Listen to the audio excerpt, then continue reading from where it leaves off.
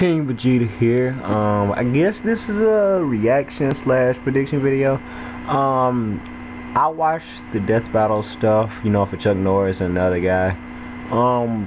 Let's be real. Everybody know they're gonna make Chuck Norris win for the simple fact is he is Chuck Norris, the most deadly animal.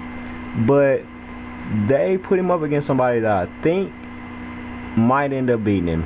For the simple fact is my money is with the other guy. He can create infinite clones of himself, get small, get big.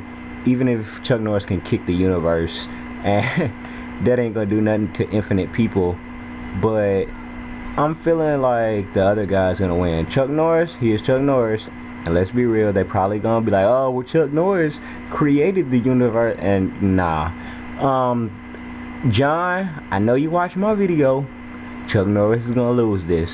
Write it down.